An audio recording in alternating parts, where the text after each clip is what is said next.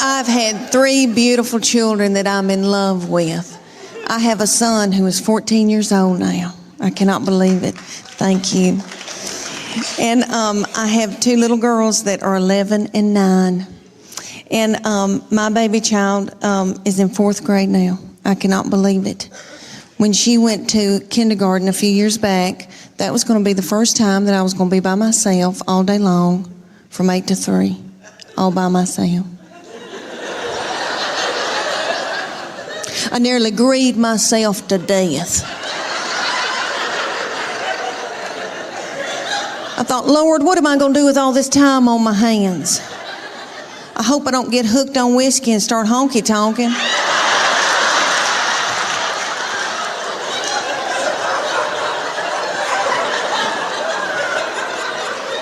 About 3 weeks into kindergarten, I was like, it's your birthday, Now I ain't gonna get a pap smear without somebody sitting on my head.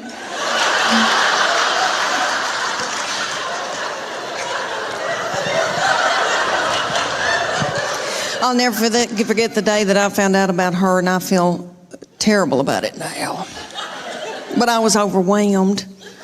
I knew something wasn't right. I didn't feel good. I thought, oh my gosh, surely I'm not pregnant this quick, this soon. And you know when you gotta know something, you gotta know it right then. I had no right then.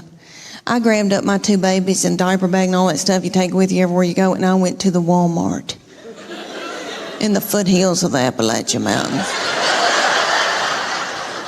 And I bought an EPT pregnancy test, and I took it in the stall at Walmart. And I tinkled on it. And my 3-year-old boy looked at me, he said, "What, is it positive?"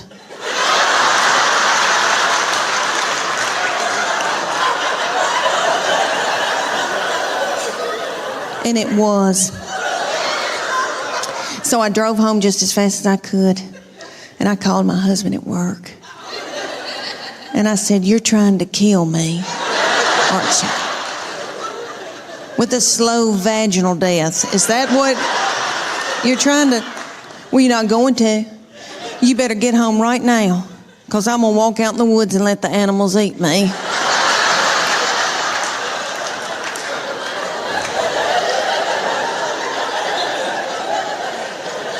But let me explain to y'all why I was so torn up.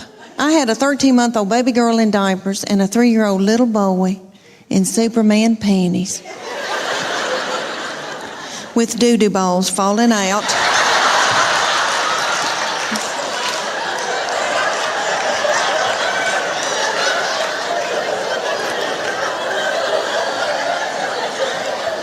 At the grocery store. I thought, oh my Lord, did anybody see that? I don't have anything in my purse to pick it up with. Is some little child gonna think it's a milk dud?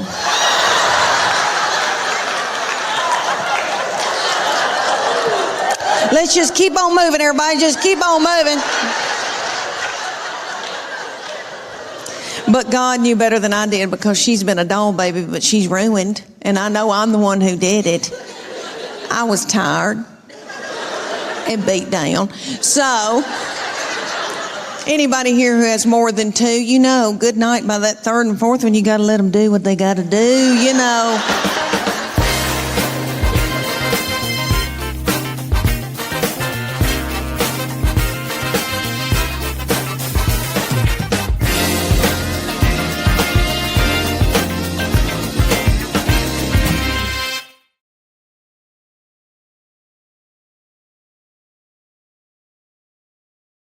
Okay, y'all, my middle one that lives here in Chattanooga has always had a lot of suitors coming around and wanting to date her, and she had this one, and he was I wouldn't say an Eddie Haskell, but he was a schmoozer. Like he knew he was a player, okay? Their daddy's not a player. Okay, my husband, he doesn't chat. Like, he vacuumed out my car when he was dating me, and he bought my cigarettes, so that's how we started. But anyway,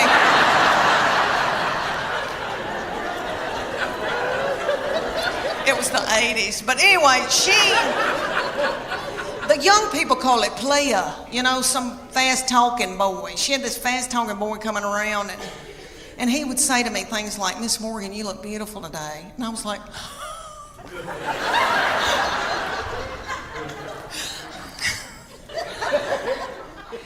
"Can I make you a casserole?" Thank goodness they broke up, because I was exhausted. I was mopping the floor and blowing my hair out every day. And I don't do that. Let me tell you why I got played. I thought, why am I so tickled when somebody compliments me? It's because my love language is words of affirmation. Have y'all ever heard of that book, 5 Love Languages? It is wonderful, and it works. It's the real deal. My husband and I went on a Sunday school class retreat when our children were little, and we watched this little frail man talk about it. Okay, and it was on Oprah, so it's real. But anyway, what it is there's 5 love languages, and you get the book, you read the book. Well, I don't read the book. But anyway, you take the test, and it tells you what your prominent love language is out of those 5, and it tells you what your partner's love language is. So then you can go home at night and feed your partner their love language, and they can feed you your love language, and then your love tank feels full. And if you don't do it, then your partner's liable to go to work, and they're at the water fountain, and some whore comes in. I'm in love with my girls. I'm in love with them, and they're my best friends, especially as they get older. I know that when I'm in the nursing home, they'll be the ones to come and pluck my chin hairs. But he has been from heaven. Okay, it's so wonderful. All right, well, he got married in September, and when he started bringing his wife around us, he would say to me, "You have a terrible look on your forehead." And I would say, "What? I don't know what you're talking about." But he said, "Mom, she's my best friend, and I want to marry her." They met in college at Berry College, and he said, "She's going to be my wife." And so I tried to. It wasn't anything against her.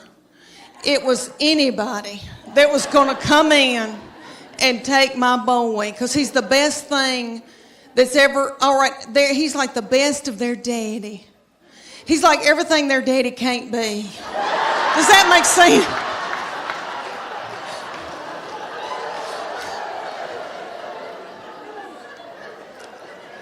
So right before the wedding, he's saying, "Mom, she is my immediate family now.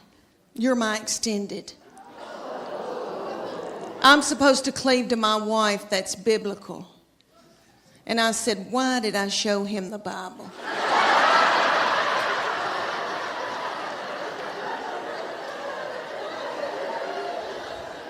But they had a beautiful wedding, and really, when I got in there and the Holy Spirit was there and God was in it, and I knew they were supposed to be together, and I love her. I mean, I love her. She's like another daughter to me now. And but I was freaked out. But everything is okay now. And then I got to thinking, how psycho am I that I want to keep him forever and have him live in the basement and be a weirdo? That's twisted. So I was able to let him go. And I love her. She's like another child to me. But I wanted to tell y'all that my new obsession, what I've gotten obsessed over, because I love sports, I love football, is I've been watching quarterbacks on Netflix. And if y'all have not seen that, y'all got to watch it. They follow 3 quarterbacks, and it's precious Kirk Cousins that loves the Lord. And he is so sweet. And then it's that little Mariota man who is beautiful, and his wife, and he loves his baby, and he's yummy and sweet. And then Patrick Mahomes, honey, Patrick Mahomes. And if you watch that, I'm telling y'all, if y'all watch it, y'all will fall in love with that little thing and you'll be worried to death about him. Okay. He is the age of my children. I could have birthed him. And I feel like I should have. And I would tend to him. I'm worried sick. All right, that little thing. I was in Denver, Colorado, doing a show the night that the Denver Broncos beat the Kansas City Chiefs, and little Patrick Mahomes had the flu and still played, and they had to give that little thing a bag of fluids. And then he went out there and played in that snow. Okay, if you watch him in that quarterback's thing, oh my Lord, he did something to one of his feet. It was a fracture or a sprain or something, and he kept saying, "I'm good, dog, I'm good, I'm good, dog." And they were like, "You don't have to play." He was like, I'm good, dog." And that little thing hopped on one foot and played a whole game and threw that ball from up in it and flicked it and did it. And I have never seen anything in my life. I'm worried about him because everybody around him, his family, if y'all not gotten into this, y'all need to do a deep dive into this bunch of yahoos. Honey, you talking about some yahoos. Okay. He's got a brother named Jackson who's a TikTok star.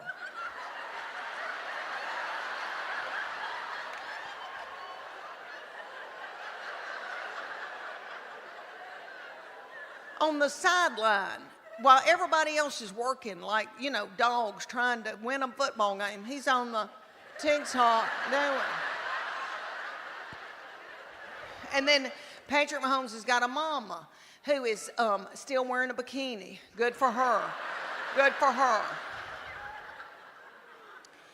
And then he's got a little wife that he met in 8th grade. That little thing's been dating her since 8th grade, and it's really sweet. And in this series on Netflix, he loves her, and he wants to be a good daddy and a good husband, and he loves the Lord. He's got faith. And that little thing's working and doing and in an ice bath, and they're rubbing him down, and everybody's beat on him in every game, and he says, "I'm all right, dog, I'm all right." And then his wife...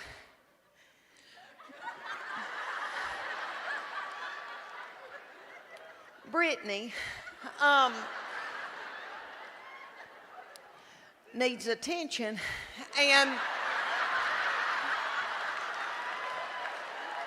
but who doesn't? Who doesn't need attention? And if I were a child like she is, and somebody gave me $90 million, I'd act a fool too. You know, I would. I acted a fool when I was her age and I didn't have 10 cents. All right. And you'll see on this series, like they're working on him and he's playing with one foot and doing and barely hanging on and holding up everybody around him. And she is wanting to take selfies. And she's like, "Come over here, take this selfie." And doing that, and he's hopping over, taking a picture.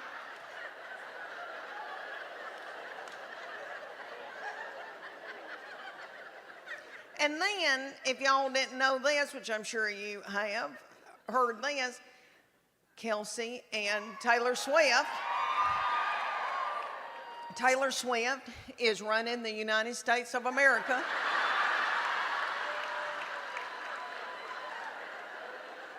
And now she's going to the ball games, and you know what?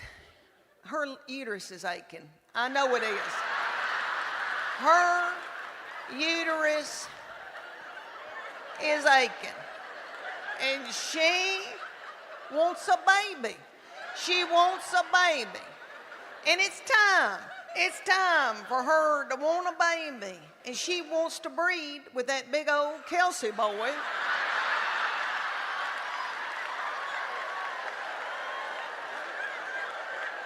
Of course she does.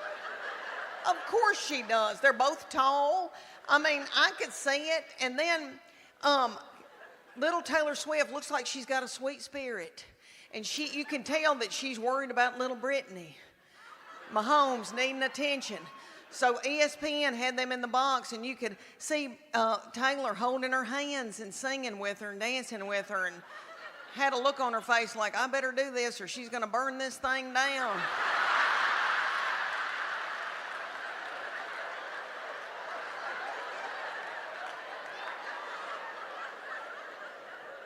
But don't y'all know that Taylor Swift looks at that big old Kelsey boy's mama and thinks, look at her, she's got on a sensible shoe.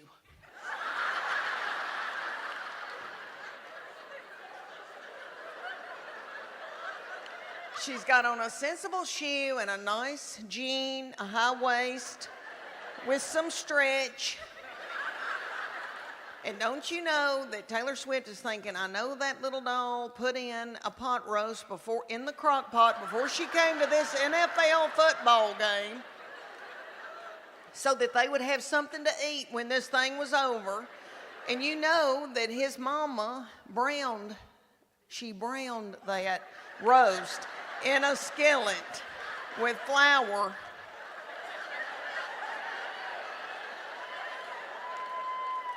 I know. Of course she wants to have a baby with him and his people. Anyway, thanks for letting me go off on that rant. It's just been on my mind. I'm worried sick. Thank y'all. I'm worried.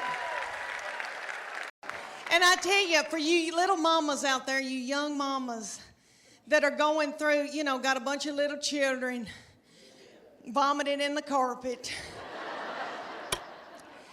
peeing in the closet. When you're trying to pee and they like slide ham under the door and say, can you open this, Mom? I know what y'all want for Mother's Day. Y'all want an Ambien and a hotel room.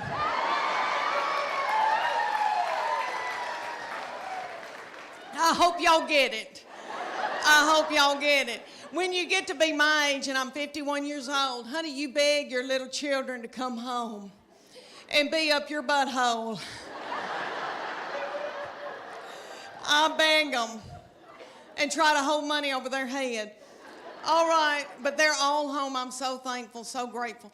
Okay, y'all, we got a big night ahead of us. Y'all are precious.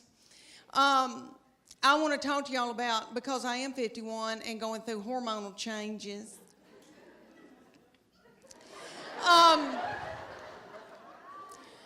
Okay, I am with their daddy, and these children all walked off and left me with him.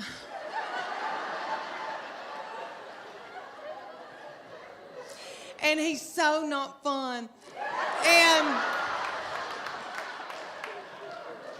And he can't help it. He's that way because he has to make a living for all of us. And he's got a lot on us, and all the money's going out the window. And, because we got 2 in college, we just had 1 get married. But he and I are having to adjust being together for the first time in how many years, before we got married. And so he sends me emoji, kissy faces, and stuff like that. But I am low on progesterone and testosterone. He's low on testosterone, praise God. I enjoyed my pregnancies and having babies. I did, for the most part. And I noticed these darling little girls walking around in low-rising breeches. Good for y'all. Good for you, my darling. Let your little light shine.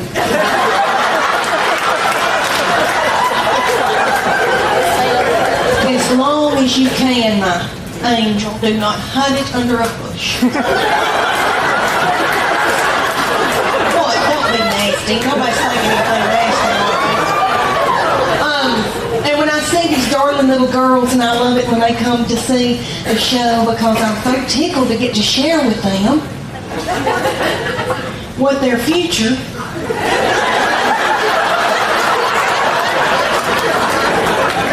is going to be. right, don't panic. Who in here has given birth? Can you clap, or are you too tired? Oh, no, you haven't, you little bitty thing. Oh, my goodness. Oh, and I thought we could be friends. Oh, you doll. Is it girls' night out? Who's got those babies? The daddy? The daddy has the... Are you going... Oh.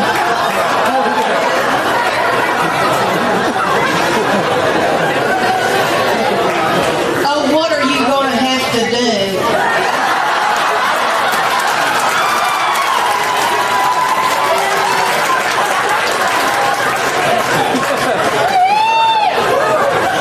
Are you going to have to do something really nasty? Keep eating... What is that? Is that nachos? Keep eating the nachos, because maybe you can get like some gas going and some irritable bowel syndrome symptoms. That'll nip it in the bud, baby.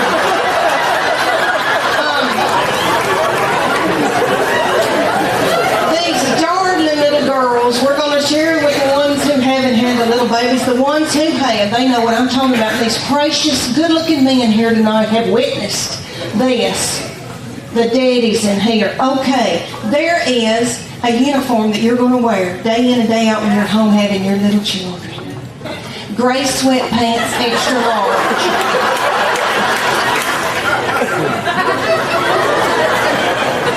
Your husband's Hanes white undershirt with 2 breast milk stains. Looking out the window, thinking, where's she going with lipstick on? Let me tell you about this baby.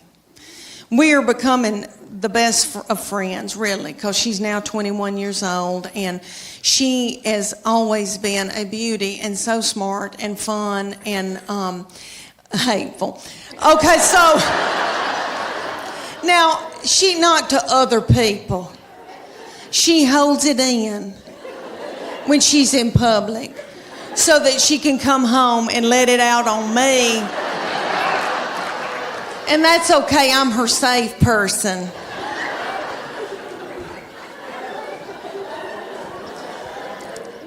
And I believe that God allows this when your children get in about, I don't know, junior and senior in high school, because He knows that you're grieving, because they're going to leave.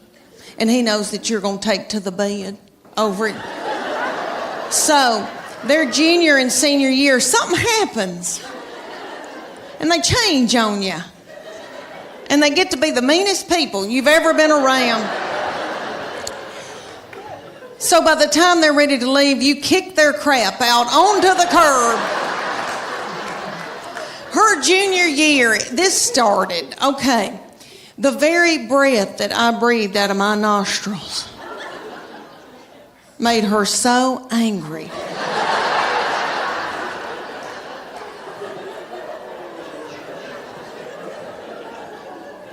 We were not allowed to eat cereal in our own home.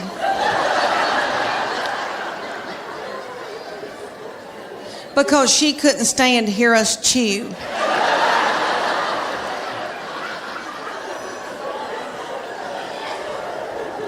And I don't mean to talk about her, because she had a lot on her. She had a lot on her, like she had to empty the dishwasher. And that's a lot, you know. I'll give y'all an example. Okay, at the University of Tennessee in her sorority, these girls will come home, you know, and I'll cook for them and do, and I'm tickled. All right, well, they like Memphis, Nashville girls. Well, a little girl came home with her and spent 2 nights. So I washed that little thing's clothes, and all I said to this little girl was, Katie, you're so tiny. Your little underwear looks like a slingshot.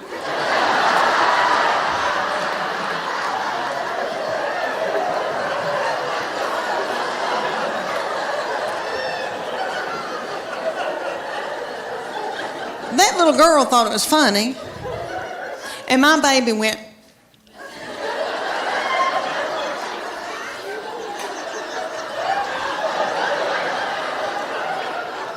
So I got out of there, So when that little girl left, I came back in, I went, what's wrong with me saying that her little panties look like a slingshot? I wish somebody'd say my panties look like a slingshot.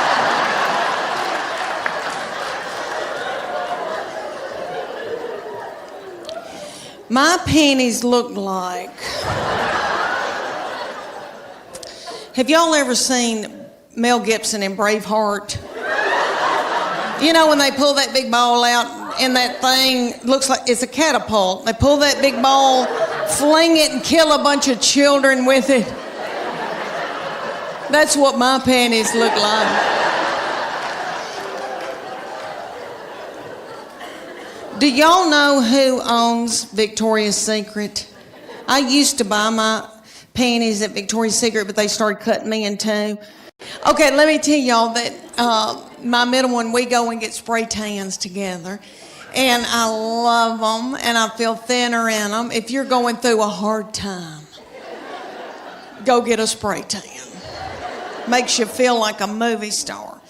Okay, well, we went the other night, and this is the difference for you young mamas out there. Like, women going like in your 20s and 30s and even in your 40s when you still are, you know, have life left in you. Okay. There's something happens to you when you're in your 50s, and it is wonderful. You don't care, okay? You don't care about anything. All right. We go to get a spray tan, and y'all know about Snapchat. There's a thing called Snapchat where you can video somebody and send it to your friend. Okay. Or send it out to the world, I guess. All right. I'm completely naked with a plastic bag on my head. In the spray tanning thing, and it's like a car wash. It does this. And then you do. And then you do. And then you do. Okay. And when it's cold outside, it feels like needles going in you. It's so cold. Oh, that's awful. But anyway, she started filming me on Snapchat. Completely nude. Now, in my 30s and 40s, I would have been hysterical, and I would have been in a bowl, and I would have been so torn up. In your 50s, at first I was like, and then I was like, I don't care.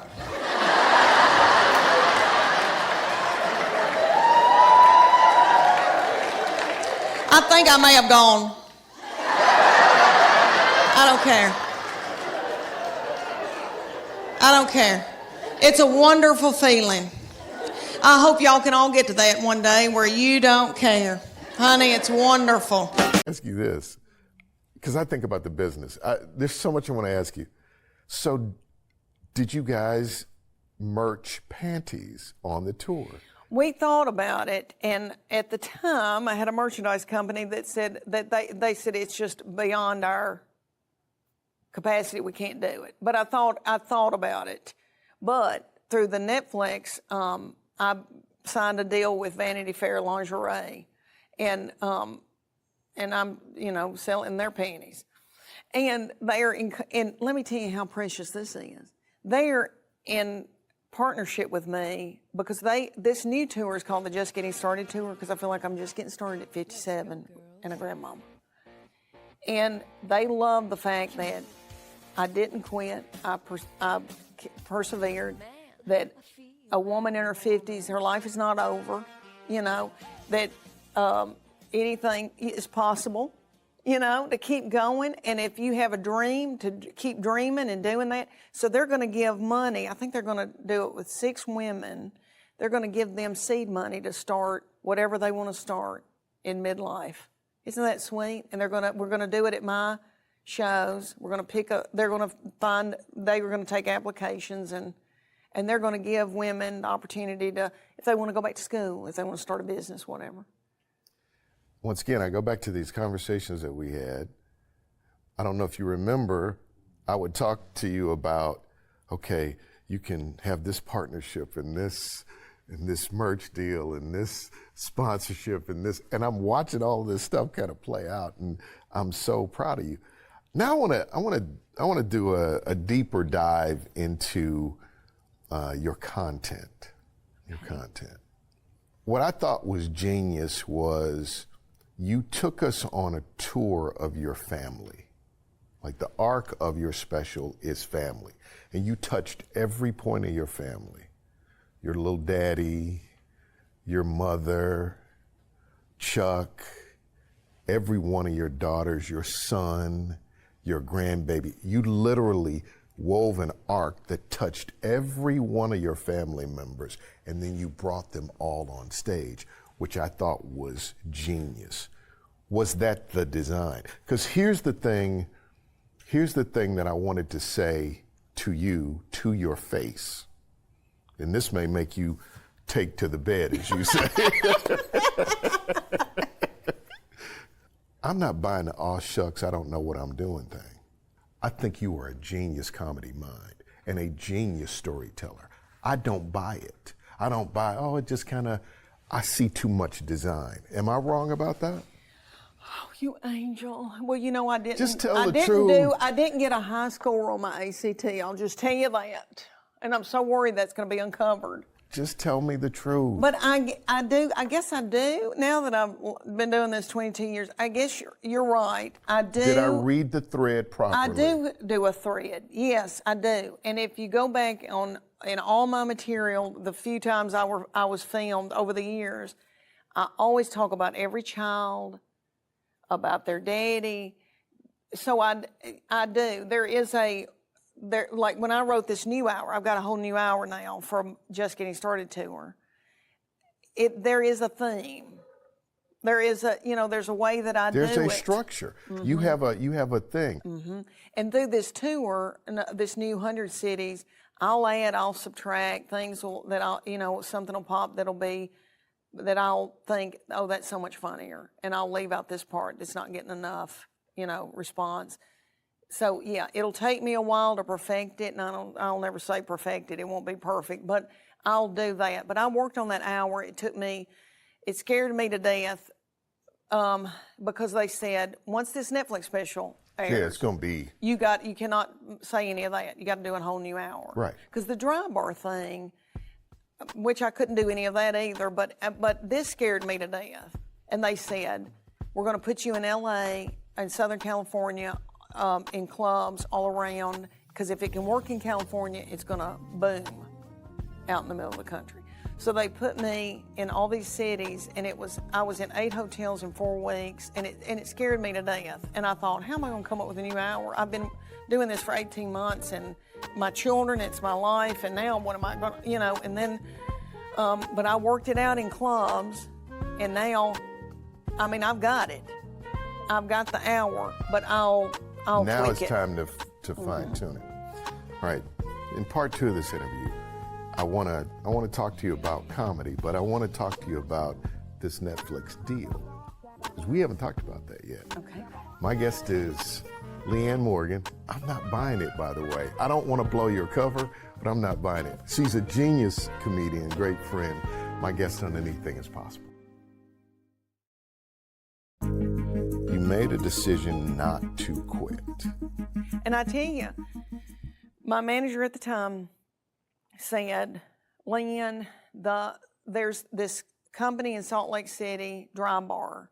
Nobody's ever heard of it. It's a clean comedy platform.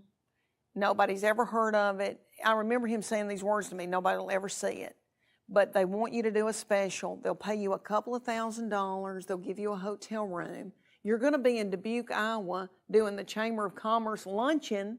That's how bad my career was going. I was doing the Chamber of Commerce luncheon in Dubuque, which, let me say, there's some of the prettiest people in Dubuque, Iowa. I don't know who those people are. They're beautiful. But they didn't even hire me to do the nighttime thing. I was the luncheon. I barely got enough money to get out there on a tiny plane with propellers at where I thought I was going to go down. But, and he said, why don't you just scoot on out to Salt Lake City and do that, and we'll get clips. If anything, we'll get clips for you to get more Dubuque of Iowa luncheons. I'm not kidding, that's what he said to me. He had hit a wall, he didn't know what to do, and I was like, okay. And I went out there and did that Dry Bar thinking, this is nothing. But that I don't know, it's gotten like 50 million views.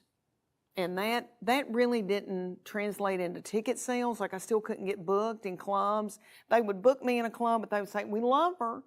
She doesn't get drunk and fight in the parking lot, but she can't sell tickets. You know, that's what they'd say. We love her, she's sweet, love her, can't sell tickets. And then, so the dry bar thing, I was getting all these views and fans and stuff, but it wasn't translating into ticket sales and all that. Yeah. And then I said to my manager at the time, when I say that because I'm no longer with him, because I said to him, all the people that I admire, all the people that I love to watch and that I'm a fan of have got social media people. And that's the new thing. And I think I should hire these people to do my social media. And he was like, you can't afford that and you don't need to do that. And I went against him. And it was a lot of money, but I invested in myself. And you know, Halloran, I've done comedy for 22 years, but I was a mama first. And every dime I made, I bought uniforms with it. I got everybody's haircut. I never invested in a website for myself. I had like 2 headshots in 20-something years because it was just, I don't know, that wasn't good business on my part, but I just put everything into my children. That was what I did. And then at this point, in 2019, I thought, I'm going to hire these and I'm going to give it 3 months. I'm going to give these young boys 3 months. And if it doesn't happen after that, I'll bow out of comedy. I knew I was going to have a grandbaby. Charlie got married right out of college. I knew they were going to have a bunch of babies. And I'm from the country. I wanted to be a meemaw. And I thought, I'll go to work at Target. I'm not kidding. I thought, I'll go to work at Target and I'll put bedding up in the back on those things. That looks fun. I really did. I thought, I'll just bow out of this. You were about to tap out. Yeah, I thought, I'm going to give it this. And then, because I had worked, my manager got me in some clubs. I couldn't sell tickets. I could tell they were like, oh, she's one of those dry bar comics. Like I was really not a legit comic. And you know, over the years, like Comedy Central wouldn't have anything to do with me. You know, I would get no's from all of them. And so I thought maybe I'm not legit. I mean, maybe this is it. This is the end of the road. And they put out one video about me taking Chuck Morgan to go see Def Leppard and Journey at Thompson Bowling Arena. And I talked about how, and I had filmed that. I had never done that bit before. I did it one time in Chattanooga. Somebody got it on film. Those boys put it out. And I've talked about old people at concerts and how everybody had plantar fasciitis and was worried about the snack bar. And everybody there is our age. And every once in a while, somebody would stand up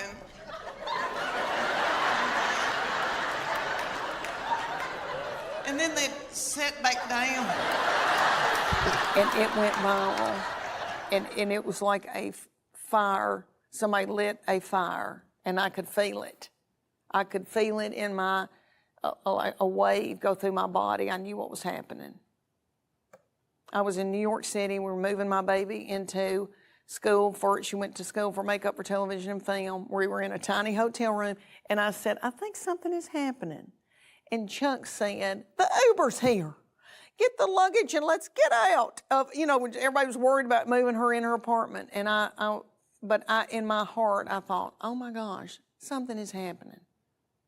And I could feel it, physically feel it. Does that make sense? I physically felt something. I thought, oh my gosh, I knew it. I saw thousands of people sharing. Well, people saw that and started looking at everything else that I had online that liked that. And then my manager called and said, they want to book you back in Orlando. They want to book you in Tampa. They want you to come to Chicago. And I started selling out all over the United States. It happened I'm not kidding, in 2 to 3 weeks, my life changed. Is that not the craziest thing? It's so much more special and wonderful than anything I ever thought it was going to be. The reason I'm sitting here and just absorbing what you're saying, and hopefully not stepping on what you're saying, is because I saw it happen. And I'm so proud of you for not quitting. Thank you. Right? Thank you. For not giving up, for believing in the possibility. So it starts to happen. 100 city tour? Yes. So I was selling out all over the United States in comedy clubs, one-nighters, and then, and people were lined up, and these comedy club people were like, "Where have you been? Your audience is the best audience we've ever seen. They're not rowdy. We don't have to calm anybody down. They're not fighting. It would be, and this is what was special, it would be a grandmama, like an 80-year-old woman who's never been to a comedy club. Her daughter, 50, and then her daughter, like 25. And they said, we've never seen this before. And I would see these little elderly people sitting in the front row with a little brooch on coming to a comedy club. and I'd think, I can't even believe this. And I really messed with my head, and I thought, I need to go home with every one of them and clean their house and make them a casserole. I really did, and put in a load of wash, because they're coming out and doing this for me. Because it had been years, where I could not, comedy clubs, I worked comedy clubs, like 5 or 6 a year would book me, but most of them were like, I didn't come up in them, so they didn't want me. So anyway, that was all crazy. And then my agent called me. Somebody begged, my manager begged somebody to take me as an agent. I was selling out all over the United States, and they still didn't want me. And I don't know if it's because I was a 50-something-year-old woman from Tennessee. I don't know what it was, but they had to beg a guy, like a favor, can you take her as her agent?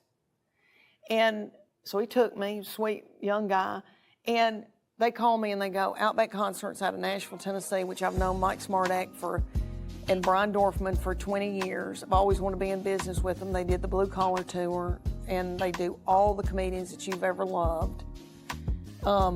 Called me and they said, we want to give you a 50-city tour. Put it on sale, sold out. They said, we're going to give you another 50. So that was the 100-city tour, and I named it the Big Panty Tour.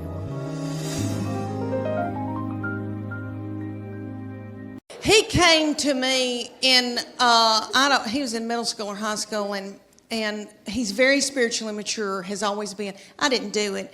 Their daddy didn't do it. God did it. But we call him our little Billy Graham. But anywho, so he was dating a little girl, and he came home, and I said, what y'all been doing? And he said, we've been watching a movie, and we were kissing. I said, oh. That's normal. That's okay. But I said, baby, before you know it, one thing can get out of hand. You've got your arm around somebody, and then you've got your hand on her leg. Things can get out of control. He looked at me like I was crazy. And he said to me, Mom, I've prayed about this. Nothing like that's going to happen. And I know he meant that. And all I could think of to myself was some of the nastiest things I ever did.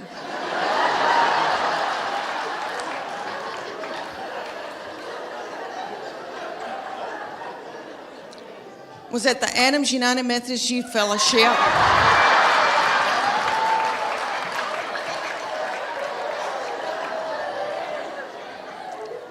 On a hayride.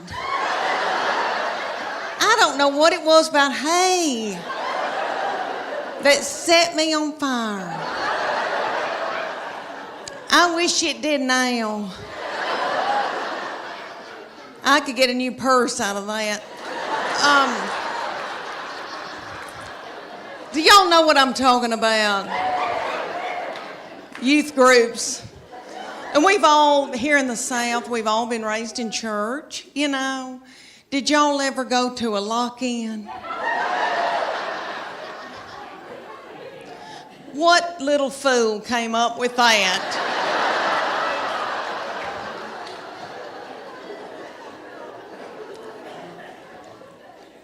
Y'all know that it was some precious little woman maybe, and they were like, they were in a committee meeting, and she was like, oh gosh, y'all, we need to come up for something for all the hormonal teenagers.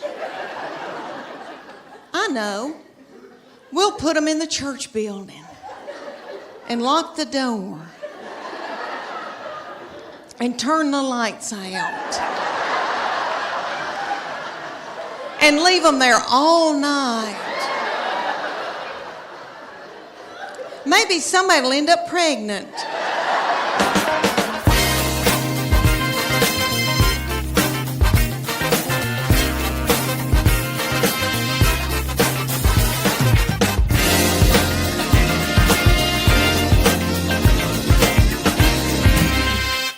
My love language is words of affirmation. Okay, if you have not taken that test, go get you a book called The 5 Love Languages.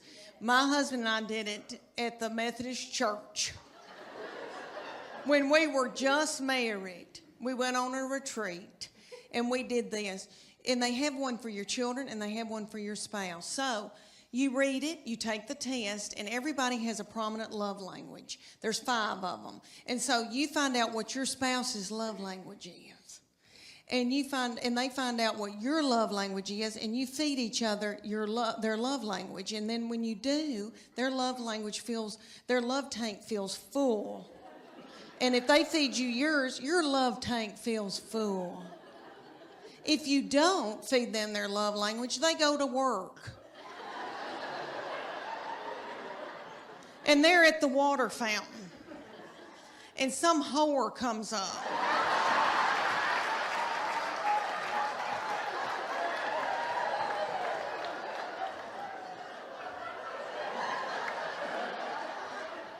And feeds them their love language. And then they feel a tingle. And then Satan swoops in. Everybody, I think you know where I'm going with that. Okay. So there's 5 love languages. The first one is quality time. You know people that just want you to spend quality time with them. Just them. Okay. Then there's physical touch. I know you girls think, that's my husband. Physical touch. He's on me like a duck on a June bug.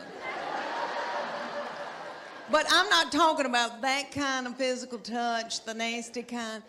I'm talking about, you know, people that just want to squeeze and they're physical and they want to hold your hand, they want to hug on you, that kind of physical touch. Okay, then there's gifts. And that's my sister. She loves, if you've thought about her, it doesn't have to be expensive. If it's a rose, if it's a card, hers is gifts. She feels love and her love tank is full. Mine is words of affirmation. So all my husband has to say is, Leanne, you look beautiful today. Or Leanne, that Trisha Yearwood's chicken piccata is to die for.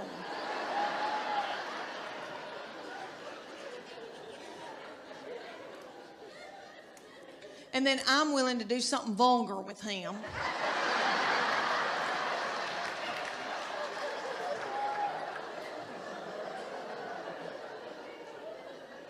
And then he gives me money to get my hair highlighted.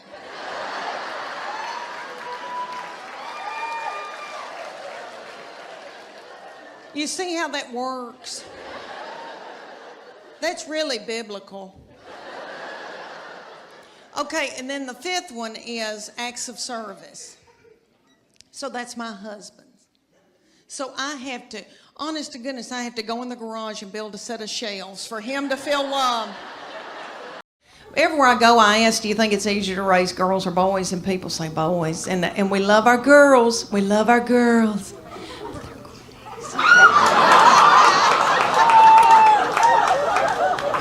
I'll give you all an example. I'll be in the pickup line since she's been in kindergarten and now she's in 8th grade.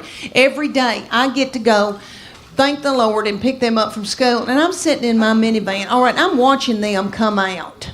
And they are in a good mood. I saw it.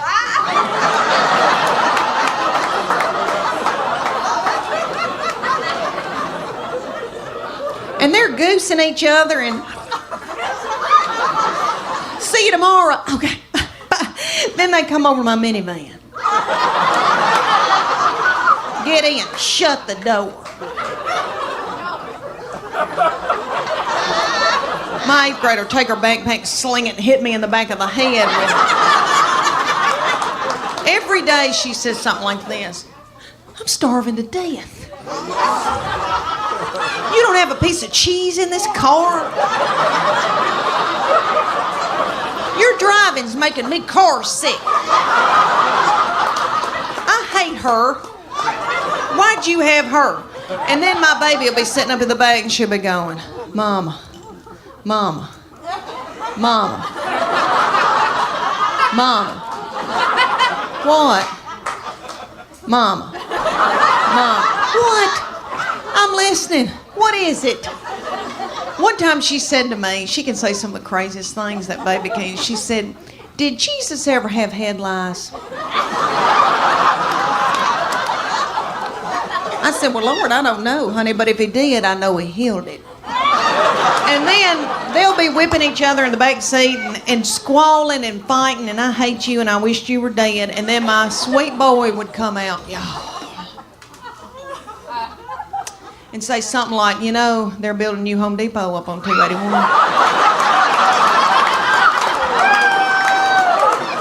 Just as happy-go-lucky.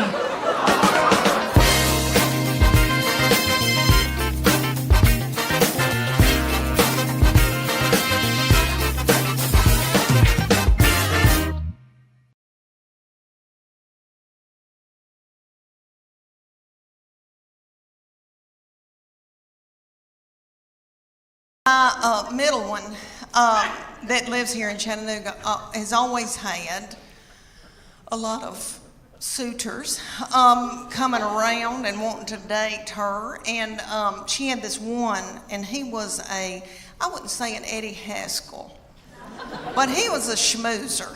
Like he knew he was a player, okay?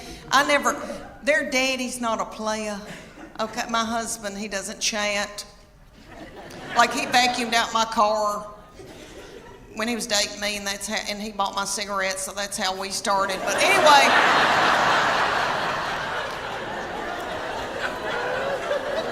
it was the 80s. But anyway,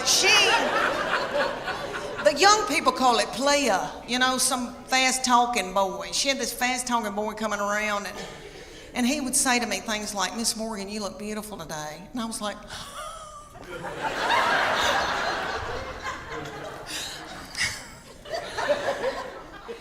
"Can I make you a casserole?" Thank goodness they broke up, because I was exhausted. I was mopping the floor and blowing my hair out every day. And I don't do that. But let me tell you why I got played.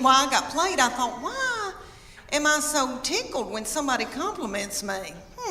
It's because my love language is words of affirmation. Have y'all ever heard of that book, 5 Love Languages?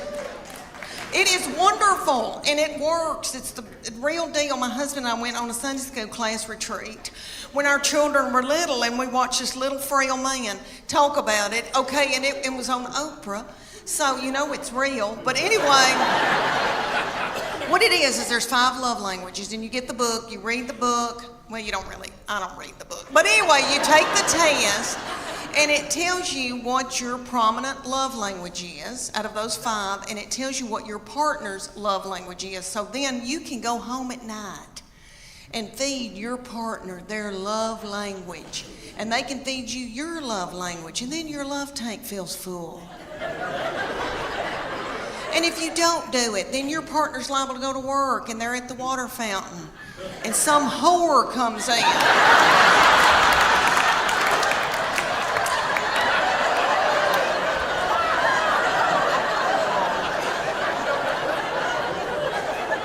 And feeds their love language. And then they feel a tingle.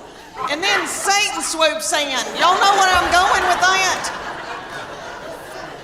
It's a disaster. So, there's 5 love languages. There's quality time. And that's my sister's.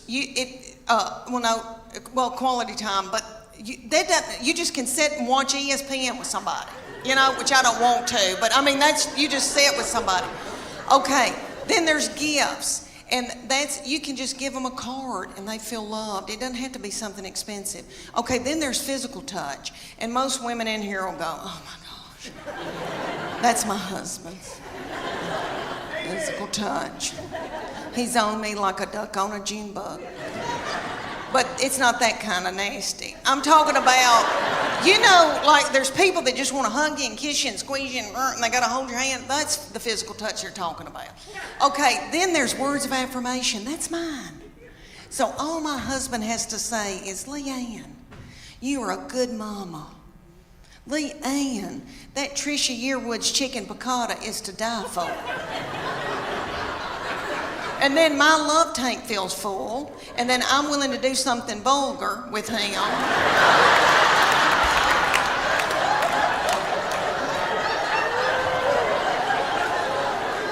And then he gives me money to get my hair highlighted. So you see how it all works out. So his love language, the fifth one, is acts of service. So I have to go and build a set of shelves in the garage for him to feel love. So they said, you're going to, for 10 weeks, you're going to do CrossFit 3 days a week, and you're going to do the Paleo diet. The Paleo diet is what God put upon this earth to sustain us. And he knows what we need. So it's lean meats, fruits, vegetables, nuts, berries, and seeds. So if you can run it down and kill it,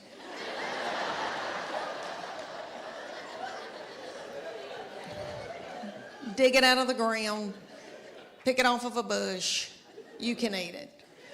That means no dairy, no grains of any kind. But when they take you lean meats, fruits, vegetables, nuts, and berries, you think, that's not so bad. Okay, but no dairy, no grains. When's the last time anybody in here got off of white flour? Anybody, can you clap? Can you clap, or are you too weak?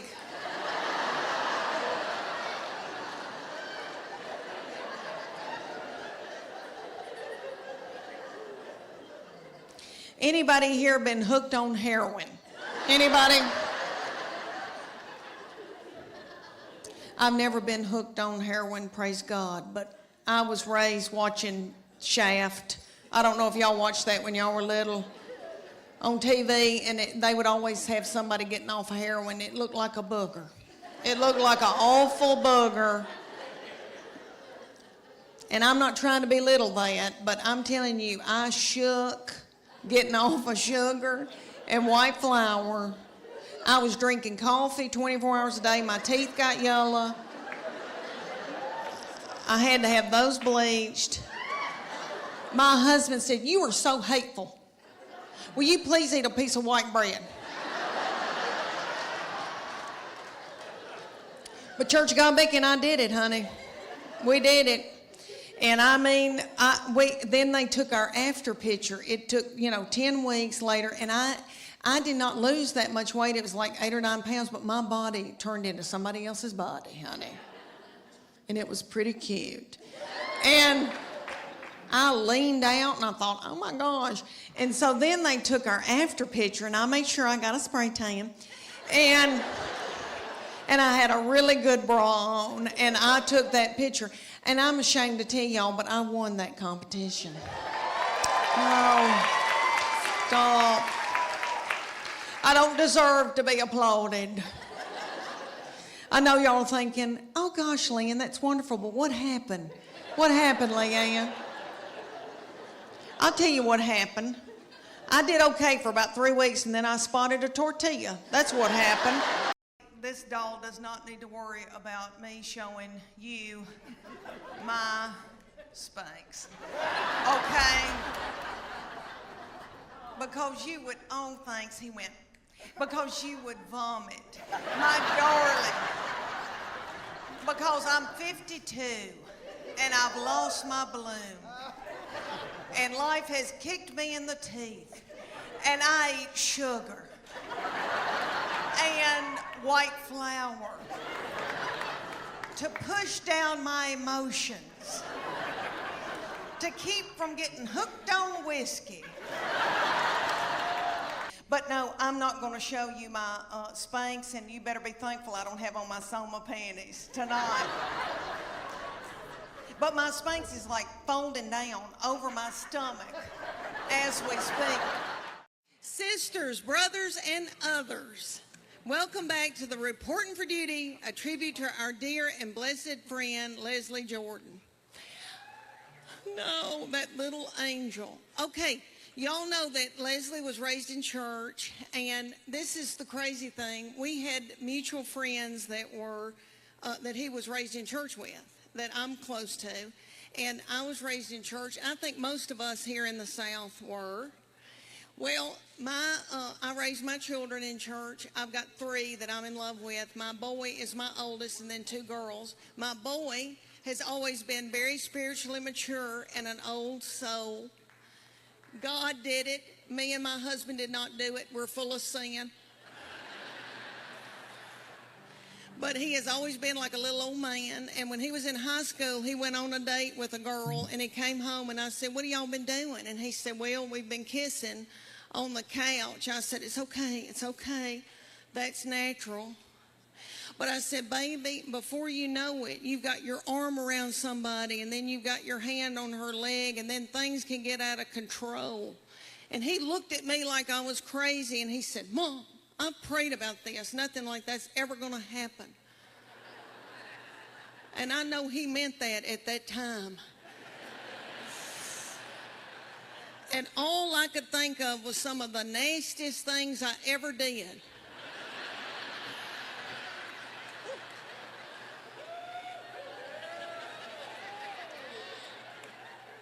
Was at the Adams United Methodist Youth Fellowship.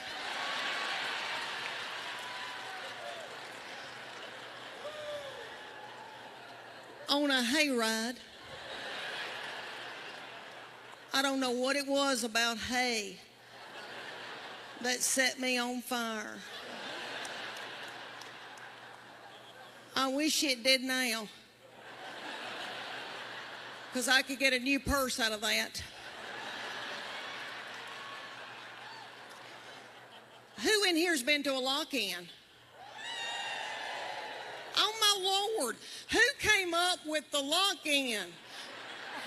Who was that sweet fool who came up? I'm sure it was somebody well-meaning that in a committee meeting that said, oh, y'all, let's do something for all the hormonal teenagers. We'll gather them up and put them in the church building and lock the door and turn out the lights and leave them there all night. Maybe somebody will end up pregnant. Thank y'all. Okay, let's keep this thing going. Thank y'all. Y'all been precious.